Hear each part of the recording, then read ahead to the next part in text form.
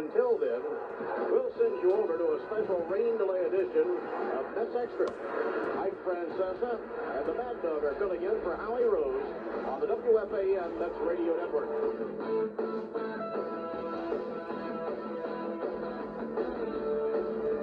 Michael, welcome back, everybody, for this rain-delayed version of Mets Extra. Howie, of course, the vacation off because of the Jewish holiday. Howie picked a nice day to say go out, didn't he? Mike and Amanda are back with you after a quick hour of 5:37 to 6:30. You, of course, a phenomenal job with Mets Extra and a lightning interview with Buddy.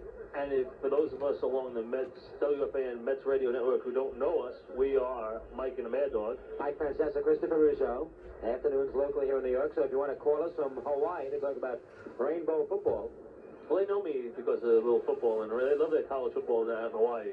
Mike, and in your favorite town. If you're in Laramie, Wyoming tonight, want to talk to Mike about Paul Roach.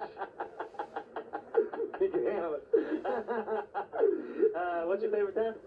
Honolulu. That's it. Honolulu. So a lot of things going on here in the world of sports. I think the first thing we should do, Mike, is to get a little update with some folks around the country. Give us some thoughts about all the big games. Well, let's tell them first here that it is raining steadily and probably more heavily than it was even earlier. If anything, it has intensified. And I would say the Mets, who are going to make a decision by 34 minutes from now, it looks to me I will be shocked if they're going to play baseball here tonight. I got a feeling we're headed for a doubleheader tomorrow. Weather forecast for tomorrow, we're going to update it, but it is good for tomorrow as of right now. So it looks like we may have a doubleheader at 1 tomorrow. The Mets and the Expos playing the deuce before the Mets head to Chicago. 4-day games Friday, Saturday, Sunday, and Monday. Well, what a break that is for the Pirates, having the Mets and the Expos lock horns for 2 games tomorrow afternoon. Chances are you talk to split, and what they do, they're okay. 2 more games off the schedule. Very hard to get a W, 2 of them in a row, in a doubleheader situation. And first things first, let's get a quick report from Toronto. We shall do that. Yankees and Blue Jays are there. The Blue Jays, obviously, the serious dogfight with the Red Sox first place. And covering that for the fan is Charlie Lennox. Charlie joins us. Charlie, what's going on? Well, Mike and Chris from Toronto here. We don't have a weather problem like I just heard you fellas talking about at Shea because we got the lid closed tonight, thank goodness, because it is been overcast and showers all day. The weather's not good. Yankees at bat here in the top of the second, and there's 2 out. Jimmy Key on the mound in this game tonight.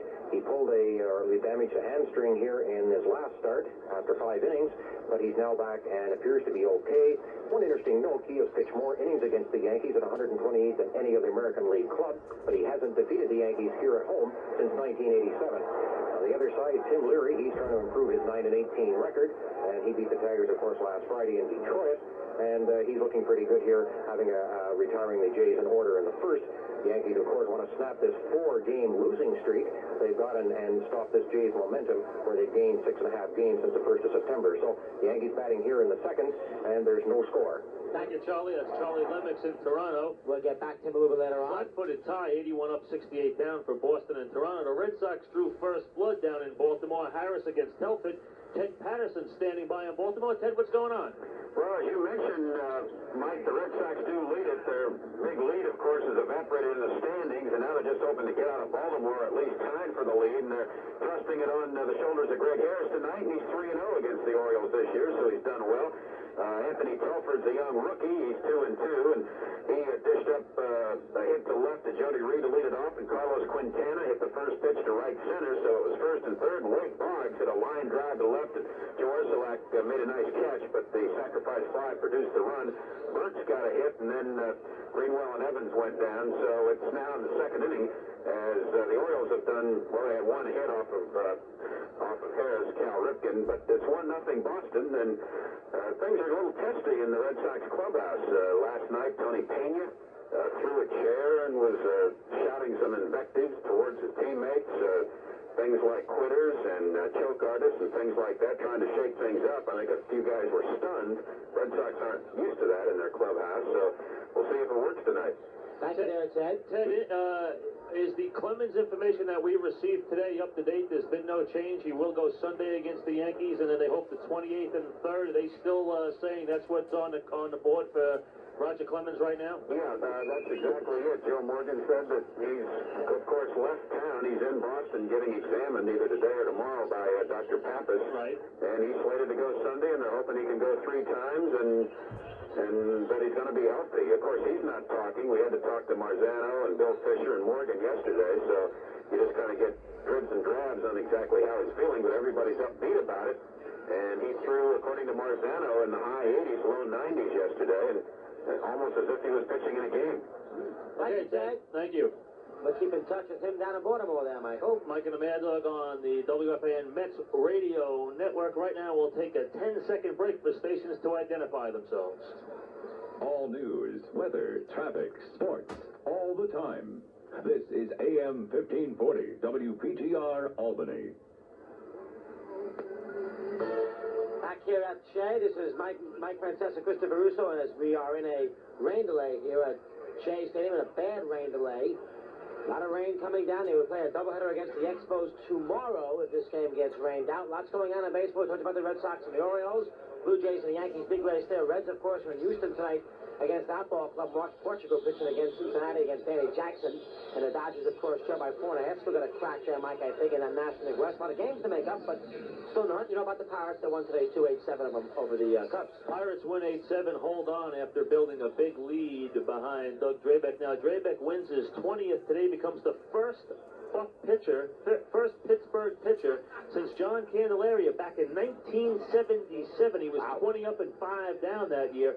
First Pirate pitcher since 1977 to win 20 games. And before the Candyman, you have to go all the way back to 1960 and Vernon Law to find the last Pirate pitcher who won 20 games. So a big mark and a milestone for Doug Drabek today, holding on to win. He left 7 in the third innings. I think he gave him 5 earned runs. They hold on 8-7. Drabek wins his 20th, and Barry Bonds joins his father, Bobby, in an elite club, becoming the 13th man to join the 30-30 club, the prestigious 30-30 club. His father did it. He's the first Pirate to do it, 13th player in history to do it, and he did it this afternoon. Weren't called the lumber company for anything. I tell you, that was all that good hitting they had. And Candelaria, that was interesting. It was the year before that, in our playoff game against the Reds. Remember that game? 3 struck out like 14 guys. And 7 innings, and the Reds swept them in that 76ers, and the Reds, of course, went on to beat the Yankees in the 4 games at Yankee Stadium. And you talked about the Pirates, who finally got off the schneid this afternoon. Big break they get. They're 2 up in the win column over the Mets, 85 up, 64 down. The Mets 83 up, 64 down. And a big break the Pirates would receive if the Expos, who have been hot and have moved within 4 in the loss column, 4.5 out overall, and the Mets have to play a doubleheader here tomorrow.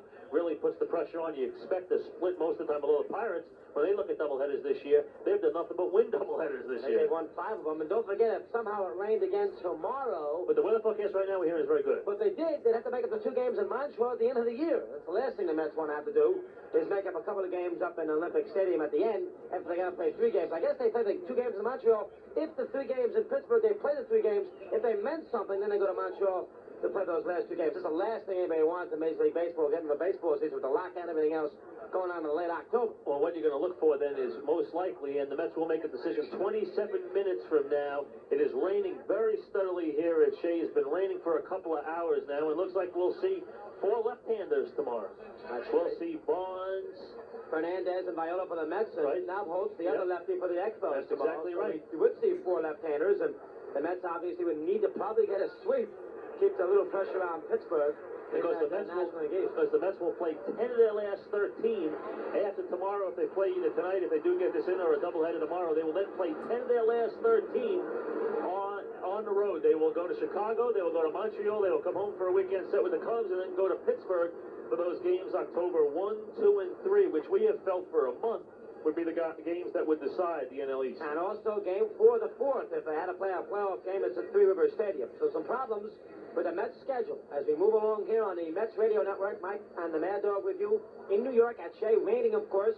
Another 26 minutes at least with you before we get a decision as far as the Mets are concerned. We will take a timeout and then get back to Gary Thorne, long-time Met broadcaster and ESPN man, right here on the WFAN Mets Radio Network. Back at Shea, Mike and the Mad. On this rainy day indeed. We're waiting until about 8:30 tonight before we get a decision as far as the Mets are concerned there, Michael. And it'll be a quick decision because it's raining harder than it has at any point in the evening, and you can count on it at 8:30. This game's going to get called. We're going to have a doubleheader here tomorrow. All right. Guy who always fun to talk to. Haven't spoken to him in a long time. ESPN broadcaster, of course. Former Mets broadcaster, does some New Jersey Devil hockey at times. Did he do Met games? Yes, he did do Met games. I did? Just kidding. Gary Thorne, of course. Gary, good to have you aboard today. How are you? Good.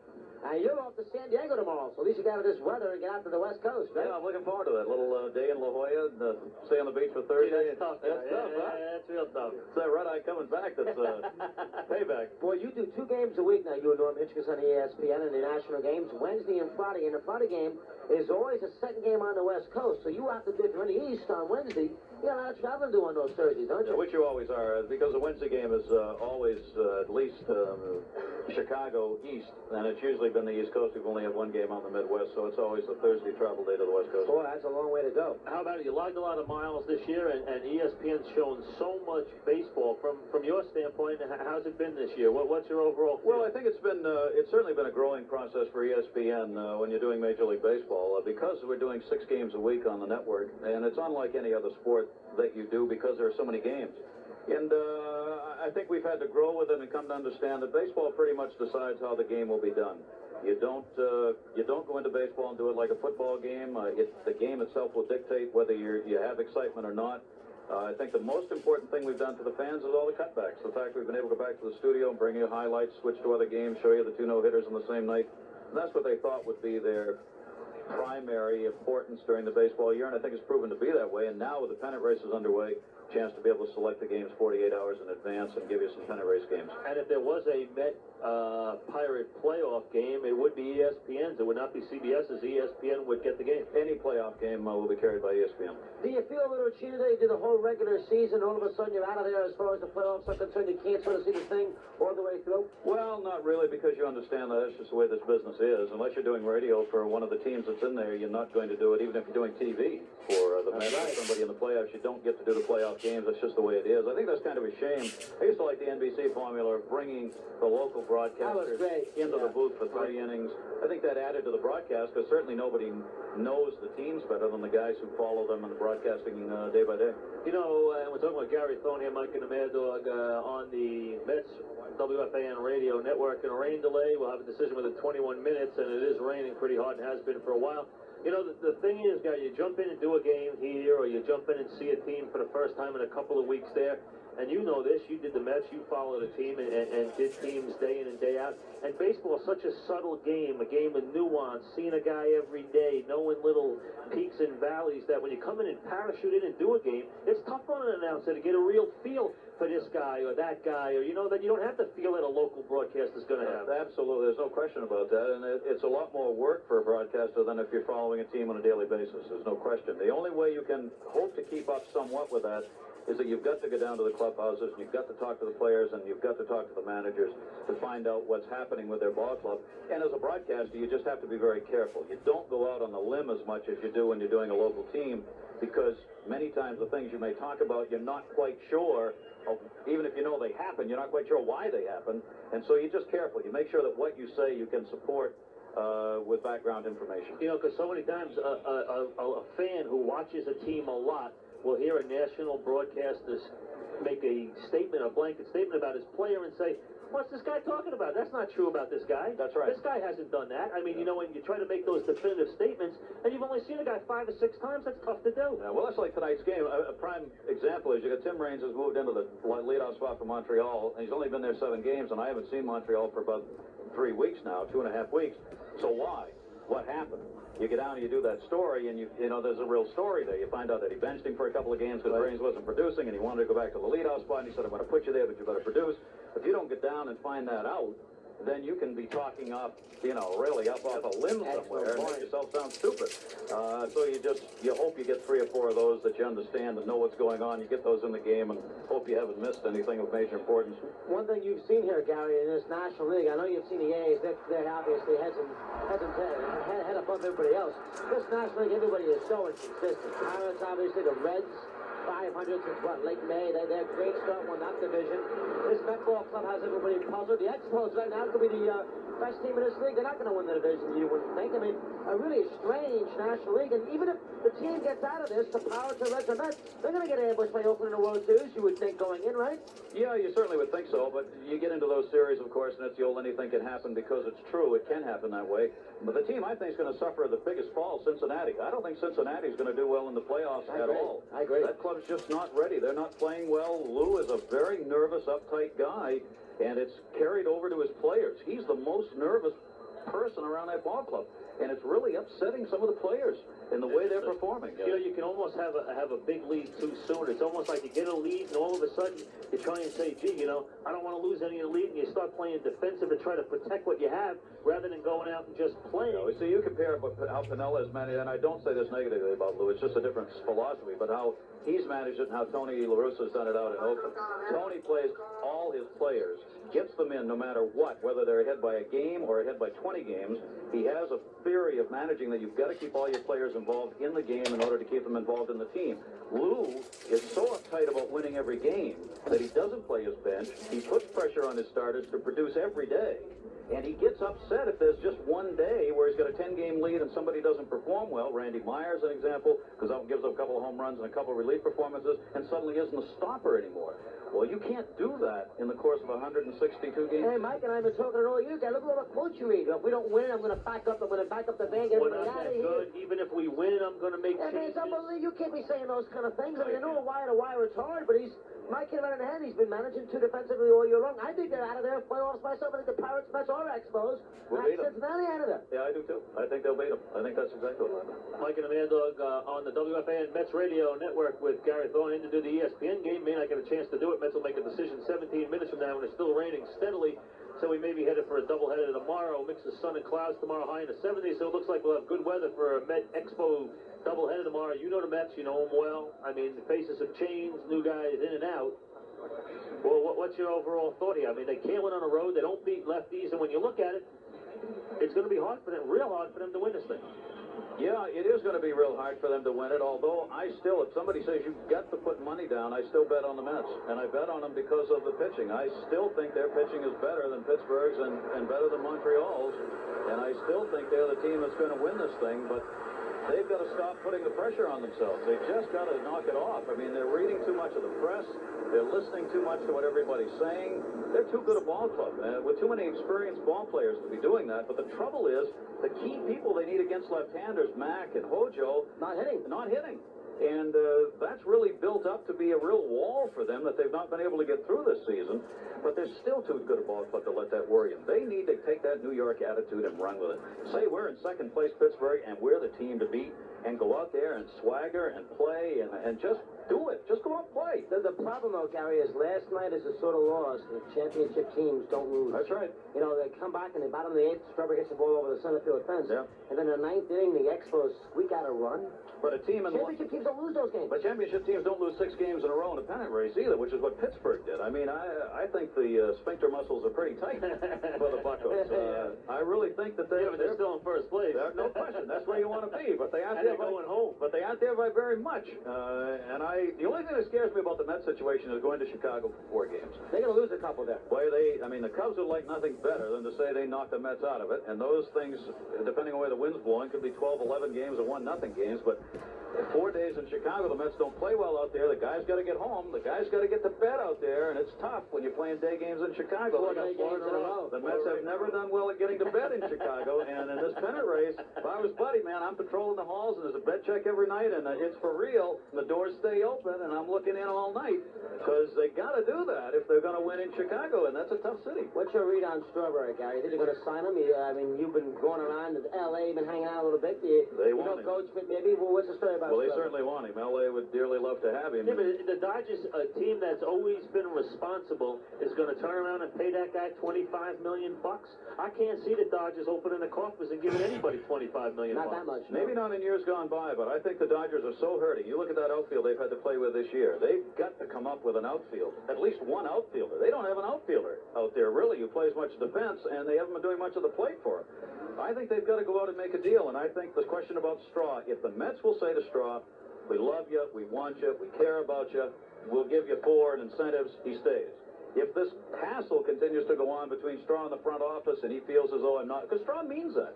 When Straw says, I don't feel wanted, that's exactly the way he feels. He wants to be in a place where there's some love and tenderness and hugging going on, and that's the way Straw is. I don't think people realize that about him. He needs that sort of attention from his employer, and he doesn't think he's getting it here, and I think the Mets are going to have to do that. Gary Thorne on the, I was going to say on the fan, but it's the WFAN Mets Radio Network. Let's take a 2-minute network break. We'll be back in a couple of minutes.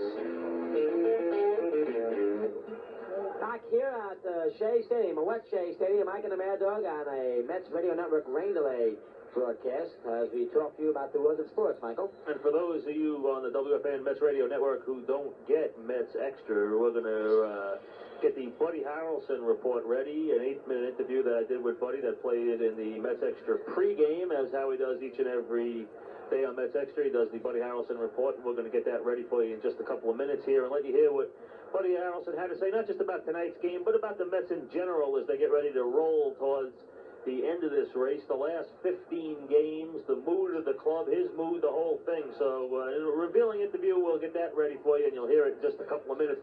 It is raining as heavily as it has in the last hour or so. The Mets will make a decision at 8:30. Very few folks in the stands, as you would expect. It has rained steadily, and you have to feel at 8:30 the Mets will tell us, come back tomorrow and get a doubleheader ready at 1 o'clock. And that's what we expect. Well, you know how much pressure, if they play a doubleheader tomorrow, Mike, you know how much pressure there's going to be on the team that loses the first game? Well, the Mets lost that first game tomorrow, not doubleheader. You know how much pressure there's going to be on game 2 for them? Boy, oh boy. I think there's enormous pressure on the Mets tonight, tomorrow, whatever. But having the pressure the same day when you lost is hard. And you got to play again. And now the doubleheader puts even more pressure. And here's earlier tonight, I had this discussion with the manager of the New York Mets, Buddy Harrelson. Welcome back to Shea Stadium. Mike Francesa sitting in for Howie Rose here on Mets Extra. And the Buddy Harrelson Report is brought to you by Getty, the value leader of fine gasoline and more, and by your New York, New Jersey, and Connecticut Lincoln Mercury dealers. See them for their Showtime clearance celebration going on right now. Buddy, we got a little pinch hitter today as I sit in for Howie over this Jewish holiday. Now, I'm watching the game last night, and the Pirates lose. The big 3-run homer, the place is energized, and all of a sudden, as you said, the air comes out of the balloon. Not just another loss last night. Yeah, I was watching the game last night, too. I saw the 3-run home run. Our inability to score runs last night, nothing abnormal for right now. And then the 3-run home run by Darrell, and you think, well, here we go, knowing that Pittsburgh got beat really terribly. Actually, it ended up 8-5, but they weren't very effective in the beginning of the game. And now we're sitting here in my office, and they're very effective in the beginning of the game, scoring 4 runs against Sutcliffe in the first inning, and leading, I think, now 7-1. So things can change, and hopefully things will change for us. Although the momentum was taken away and you're disappointed, you go home, you think about it, you procrastinate. You know, the nature of this game is to come back the next day, brand new. The sun comes up. It didn't come up too much today, but the sun comes up. It's a new day, and you go forward. How about a little controversy last night? Doc Gooden saying that maybe they were picking up his signs at second base. Well, a couple of years ago, I think Montreal really picked up his pitches. He did some things that telegraphed his pitches. Of course, when Doc Gooden was on, it didn't matter. He was like all the great pitchers in baseball. Sandy Koufax sticks out in my mind, where he could say curveball, and if you forget it, you weren't going to hit that. And he could say fastball, you weren't going to hit that one either. But a lot of teams relay signals from second base, and that there's a danger there in that if you're not right and you're saying it's a fastball away, and in actuality it's a fastball in, there is some danger to that. Plus, if the other team, if we knew they were doing it and you catch on to it, you can really go the other way, move away when you're throwing in, and there is some danger of that. We've been told over the years, the catcher simply says to the hitter, if he's giving him, he's going to get you hurt. So that's kind of a warning, but I'm not sure that was happening. You know, you alluded to the Pirates winning today as we tape this, and you talk about pressure. Last week, pressure to beat the Pirates. Now, with the road only 2 games away, and the road's been a 4-letter word for the Mets, the road only a couple of games away, and then the Pirates having won, a lot of pressure on the Mets. Now these 2 games become must games. They do. We know all of that. We read about it. You're talking about it. The world's talking about it. We're in a pennant race. We're scrutinized. I think the least we think about it, the better we're going to be. Just have a simplistic attitude. We had it when we were 9.5 games down. The last time we went to Chicago is where our offense really took off. We really kicked Chicago. And we feel, and I feel, if we accentuate the last trip to Chicago, regardless of what the past history has been on the road this year, you're better off, and that's what I'm trying to do. And I'd like the guys to relax, but hey, this is a pennant race. This is do or die, and this is the dog days, and he's going to be here tomorrow. He's here right now, sitting next to me. You know, when we talk about the fact that this is going to obviously, and there's your word, going to be one on the road. No, I said it for you. This is going to be one on the road. Do you sense now that this is a tight team because they know they're going to go out there and win it where they haven't been successful? Well, I just think we're not ourselves. We are thinking about the fact that we don't beat left-handers. We have one tonight. We have one tomorrow afternoon. We haven't played well on the road. We have 4 games in Chicago. We have 3 games in Montreal. We come back, we play Chicago 3 here, and then we go back on the road for 3 games in Pittsburgh. That's real. We know that's real. But now's the time to forget it. And how do you do it? I don't know. Maybe I can hypnotize them, and maybe it'll work. But I really think we're thinking too much about negatives. The negatives have happened. They're gone. Let's not let negativism slip in there, and not let the negative thinking really dictate what our objective is, and that is to be ourselves, relax, hit the ball, score more runs, let our good pitching do its thing. You know, you talked about the lefties, kid lefties, Barnes tonight, Nabholz tomorrow. You got a Kevin McReynolds in a bad slump right now, 0 for 20. It's not the time to sit him down, especially against left-handers. You got to hope that he fights his way through it. Yeah, we need Kevin McReynolds. I heard that a couple weeks ago. When are you going to give Mac a rest? I said a rest isn't what he needs. He needs to work it out, and it hasn't worked out. But we need him. He's our left fielder. He's a great hitter, and we know that. And you just hope that tonight's the night. You keep hoping for that. And tomorrow we'll have another left-hander. He's hitting .213 against left-handed pitchers. He's hitting about .284 against right-handed pitchers. It's amazing that those stats are so real, but they are. And he can't adjust to a left-hander sitting on the bench. He has to do it in the game. How about the Strawberry situation? You pick up a newspaper or you hear about it, more from Strawberry. He's hitting, he's carrying the team, he's having a big September. Is this a distraction to you, to the team, to Darryl? You think what's going on with the contract situation and all this talk that's going back and forth? Well, you get tired of reading about contracts. He's got one for this year, and those things will be worked out or not worked out. He has an obligation here. It's not really a distraction for me, but I pick up the paper to read some good things, and I'm reading that, and I can't speak for the players, but I'm sure they're tired of it. He's doing a marvelous job for us. We have a lot of guys that are getting paid for this year and trying to do the job, and I think we just need. He said it too. He said it at the end. You know, he really wants to just get through this year.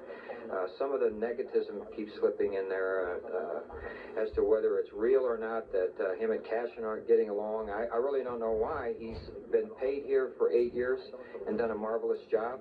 And they can't work out the money part right now, and they don't want to until the season's over, so let's get the season over with and get on with that.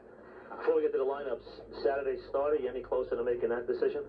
Well, I wish I could announce it right now, but I still need one more talk with Mel, and we'll probably announce it sometime tonight or tomorrow. All right, hit us with the lineup real quick. Miller, Herr, Magadan, Strawberry, McReynolds, Jeffries, Johnson, O'Brien, Fernandez. I've had this lineup before. Miller's doing fine, feeling fine. He's hit .323 against left-handers, so he's in there. Cody Harrelson earlier tonight, and he might not get a chance. He probably won't get a chance to use that lineup tonight. 8:28 within a couple of minutes here. The Mets are going to make a decision. Still raining steadily. Mike and the Mad Dog on the WFAN Mets Radio Network. Orioles have tied it up against the Red Sox, bottom 3 in Baltimore. Ted Patterson standing by. Ted, give us the details.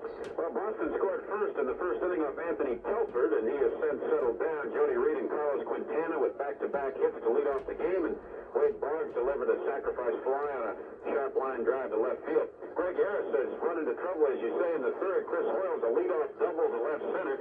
He's a rookie catcher that spent most of the year in Rochester. And Bill Rutkin, hitting last in the order, drove him home with a sharp single to right. So still nobody down here in the bottom of the third, and the Orioles have tied it up. Thank you there, Ted. And from that ball game, we go north. Toronto Yankees are there against the Blue Jays, and Charlie Lennox is standing by. Charlie? Well, through 2.5, it's the Blue Jays 2, the Yankees nothing. The Jays struck for 2 in the second. An RBI double by Rob Ducey, then a fielder's choice RBI by Louis Soho, who replaced Manny Lee in the second. Lee hurt his hand on the fielding play in the first, throwing out Steve Sachs. Ducey has batted .306 since coming up from Syracuse in early September. The Jays' Jimmy Key retired the first 8 batters and gave up a couple of singles, like it out of it, as the Jays try for a sweep against the Yankees, and we should note, if indeed they do, it'll be the first in the franchise history. Jays batting in the third, and they lead the Yankees 2-0. Thank you, Charlie. So Toronto leads 2-0 over the Yankees. The Red Sox are tied with the Orioles in the third in Baltimore. Mike and the Mad Dog on the WFAN Mets Radio Network. Now we'll take a 2-minute local break. Mike and the Mad Dog on the WFAN Mets Radio Network, in for Howie Rose. And Howie knows to take the day off. He knows what day to take off. No dummy. Raining heavily right here. We should get word within a couple of minutes, and most likely we're headed towards a doubleheader at 1 o'clock this tomorrow afternoon. Mets and Expos, it will be a battle of left-handers. But right now we have another guest, Dog. Welcome him in. He's always a good guy to have a chance to talk to. Howard Blatt of the Daily News. Howard, good to have you aboard here on the Mets Radio Network. Thank you, Chris. How are you doing? Boy, listen, I think you disagree a little bit. I think it's a bad break for really both clubs. Having to play a doubleheader tomorrow, this game gets rained out. It's hard to win 2 in 1 day. Pirates know about that. Big break for them, bad break for the Expos and Mets. How about it? Don't see it that way because it's so late in the season that unlike June when you'd have a doubleheader and you probably would see most of the regulars get the second game off, I think you're going to see the regular lineups playing 2 tomorrow, and it's, as far as an advantage, disadvantage, they don't play tonight, they play at 2 tomorrow. They're playing every day down the stretch in September anyway, so much is at stake. I mean, it's just an issue of concentration. You shouldn't be able to concentrate on a game half as much because you have 2 of them. But the loser, though, Howard, won't have that much time to sort of get recharged and get bounced back because they're going to have to play in like 25 minutes later. I don't know how much of this psychological stuff really holds water anyway. The only thing is also... They have 15 games left. They've got to win a whole lot more than they have been winning lately in order to win. And the bottom line is you play them one at a time, and that's how you got to take them. I think you get hurt a little bit in your bullpen. If your stopper goes 2 in the first game, you're not going to be able to bring them back. That's about the only way the Mets could, with just one important, reliable bullpen arm, could get hurt in a situation like this. But to tell you the truth, Franco threw last night, which made him only semi-available tonight. So now he could conceivably be available for an inning both games tomorrow. An inning, I can see an inning both games. Okay. How about Pirates today? Snapped out 6-game losing streak. That's obviously they almost blew it, but a big game for Pittsburgh. I mean, they are. You think they're going to get recharged again with this sort of win today? I think the Pirates have had an entire season just like this September. They've won 5 and 6 in a row. They've lost 4 and 5 in a row. They've gone through the entire year like this. I don't take their recent problems to be any expression of a fold up or a face down or we're going out of the race. We just realized we're in it and now we're choking.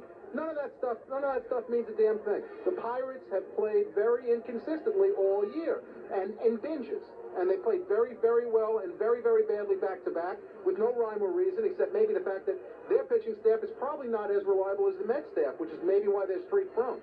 And what has happened here is the Mets have cut them some slack because with the Mets home and you think, geez, the Mets might run it off after they leave town. Mets lose 3 or 4 at home while they go into a tailspin, and they're still in first place. The Mets had a very, very damaging homestand. No Even question. considering 5-3, we were looking at 8-2 minimum. Now we're looking at 7-3 maximum, and if it's 6-4, the Mets are in a bad way. Bottom line is, teams that win divisions should be able to win on the road. The Mets haven't done it all year. Now they're going to have to do it in a very short period. They're going to have to do something like 7 out of 10 on the road. Now, that isn't too tall an order for a club that deserves to be there. Bottom line also is, Howard, championship teams cannot lose games like last night when Strawberry hits the home in the bottom of the 8th inning to tie 3-3, and the Mets give up a really kind of a shaky run in the 9th inning. That's a real bad loss, and that's typical, I guess, all year long, right? Let me tell you something. When you have a one-man offense and you have a ball club built around starting pitching and one guy to do the closing, you are very fragile and you are very subject to the kind of games that happened last night. If Strawberry doesn't get some help the rest of the way, this team can't possibly win no matter what he does. And the bottom line is he's carrying them on his back. That's the only reason they're still in the race. If you were going to describe the Mets in a word or two for the whole season, how would you describe it? Weaker than anybody expected. With bigger holes than anyone expected. A single word would be... Or even a phrase. I mean, that's okay. Schizophrenic is a good one. I do not think they're an underachieving club. I think that they... You're saying that the holes were not as apparent to everybody as they... Some of them were. But Middle relief, stuff like well, no leadoff hitter, the problems at the top of the lineup, and the problems in the pen. They began the season with no reliable established center fielder, no reliable established catcher, and a real major question mark in every regard at first base. They began the season thinking that they would be okay in the bullpen, I think rightly so, and they've had disappointments there that they couldn't have anticipated. Right. I think that what you have here is a club that sprung major holes that filled some of them remarkably, in fact, in season. Boston, Boston and a Maggot and a Sasser, both of whom were big players at the start of this year. They were halfway out the door by the middle of this year. You pick up an O'Brien to give you defense up the middle with behind the plate. You pick up a Tommy Herr. I mean, they've been able to plug some of these holes down the stretch. I think the front office had a dreadful winter. I think they've had a better season. I think they have filled some of the holes pretty well, all things considered. The thing that they didn't figure is that this club would be such a patsy for left-handed pitching, and I think maybe the reason they got Marshall in the offseason was to help them in that regard, but he didn't work out in a lot of different ways, including the fact that he didn't produce, he didn't have a good attitude, and he's a limited player who he wanted to be the everyday player, but he didn't want to play every day, and I don't know what that is. How about Strawberry? Howard? What's your everybody wants to talk about Darryl Strawberry? You guys had a big thing today about that Strawberry says that, even if Frank talks, I don't want to listen. I'm going to obviously look at free agency. Is that Darryl just talking heavy here in September? Is he going to calm down in that 2-week period after the season? Nobody knows what's going on in Darryl Strawberry's head. That's an old story. Anything he says, I think, pretty much take with a grain of salt. I do think, however, he has every reason to go at the end of the year. And I think the Mets have added to the number of reasons he's had to go foolishly, without any positive thing to gain from it. They've said things that were stupid. They've opened negotiations at a time when it made no sense with a lowball offer that only could have angered him. I think if they didn't want to put an offer on the table till the end of the year, they just should have handled it with a little bit of dignity and a little bit of restraint instead of infuriating him. I cannot figure out, frankly, what they had in mind with the way they've handled it. But I do understand why they didn't give him the contract earlier this year, feeling that he had something to prove coming off the year he was last year. I kind of think, frankly, that they should have thought hard about dealing him before any of the rehab situation came up last winter, and I wrote that last year. And, that's no reflection on what he means to them. In fact, maybe it is a reflection on it. Maybe they just should have gone in another direction if they, at that stage, didn't want to be dependent on a guy who they didn't think they could count on. And interestingly, when you look at it, everyone talks about the problem and the mistakes they've made in handling the situation, and if it comes December and we see Darryl wearing a hat of a different team, they made a huge, colossal blunder, but they have gotten a tremendous amount out of him this year. For whatever reason, they're going to look at it and say, hey, you guys say, all right, we screwed Darryl Strawberry up. Darryl just had his best year. He just went 40, 115, 285. He had the best year he ever had in his life. In other words, maybe they motivated him by messing him up a little bit. I really seriously doubt that. No, but you look at the results. The results are going to be... But the results are not necessarily from their handling of him. Simply, they're a credit to the season he's put together. That's what I'm saying, but it is his best. It's going to be his best year. It's headed to be his best year. It will be, but I don't think they were using it as a motivation. No, maybe they just fell into it. Genuinely not sold on giving him the money he wanted earlier. But, they haven't destroyed him because look at the year he's having. This has not... I was saying about this has not affected him on the field. But they may have destroyed themselves. Yeah, without question. But what I'm saying is, I said to Buddy, everyone talks about the distraction to the team, the distraction to people. Darryl can't be too distracted. Look what he's doing. I don't think Darryl's distracted. I think Darryl's had a magnificent season, even though the production has been in concentrated bursts. There's really no question that he's had less protection this year than he's ever had. No question. The number 5 hitter can't hit 200 against left-handed pitching, and he's supposed to be the guy that keeps other teams honest. He's sleepwalking right now. The bottom line is that Darryl's had to do it alone in September, and he didn't have to do it alone in June. He got some help then, but it's the only time he's gotten some help. And obviously, when you fail and you're the lone hope, there's more attention to your failings. And it's not Darryl's fault that this club depends on him the way they do. This is a reflection on the team that was built around him, not on him. How about Buddy Harrelson there, Howard Blatt? I think Mike and I both have thought that Buddy has made some bizarre moves in some big stretches. Obviously, Valera pitches some big games. Dragging and batting last week with the bunt and, takes the bat out of Strawberry's hand. Has Buddy shown you that he's doing testing? Has Buddy made a lot of inexperienced playoff pennant-type moves in September? I think Buddy has some learning to do. I think he would admit that, too. I think that Buddy's hand on the Valera insertion, I think you got to think that that's a management call because Buddy didn't see Valera pitch this year. Boy, we I think confronted he Mac was on handed a 21-year-old rookie right-hander, and he was told, "Why don't you see what he can do?" Put him in the rotation. We and confronted that's what he does. McIlvain right on the air about that. He said no. And I said, did you go to Buddy and say we want him to pitch in the starting rotation? He said, was the manager's call? Now, of course, he could just be telling us that, but he said to us, it's the manager's call. All I said was, we're going to bring him up. He's ready to pitch. He says, Buddy asked for him. Buddy said, here are the reports.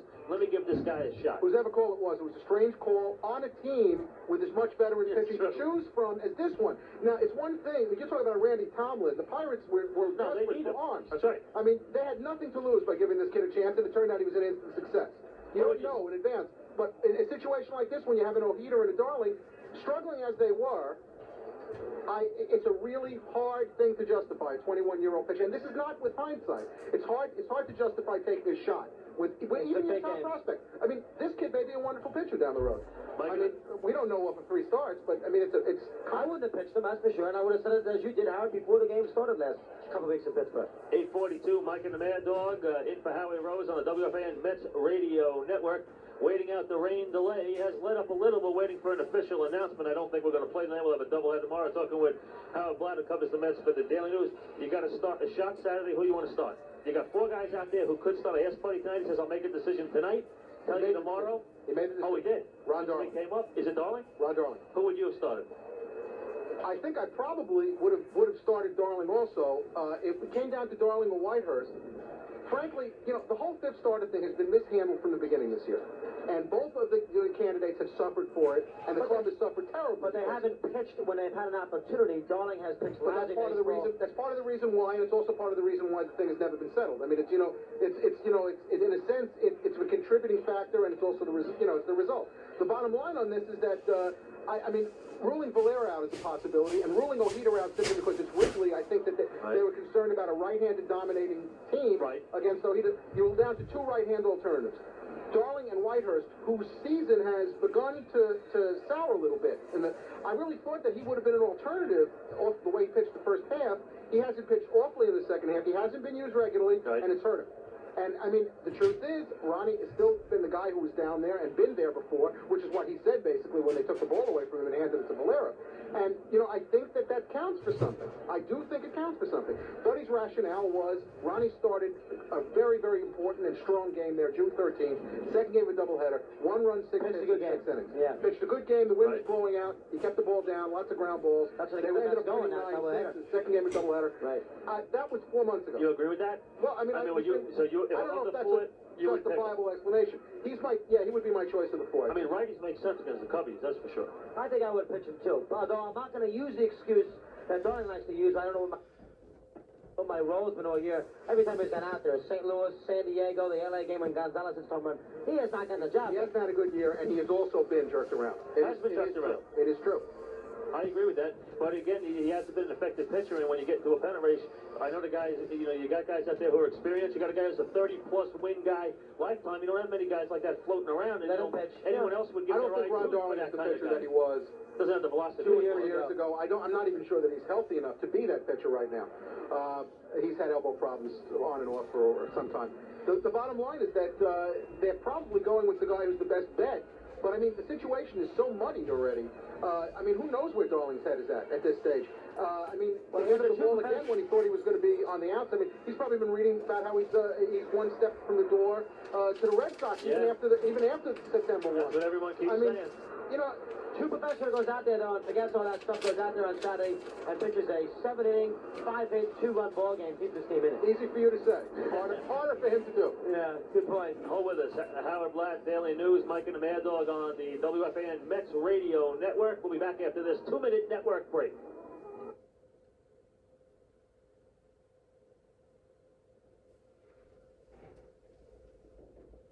Radio 66, WFAN New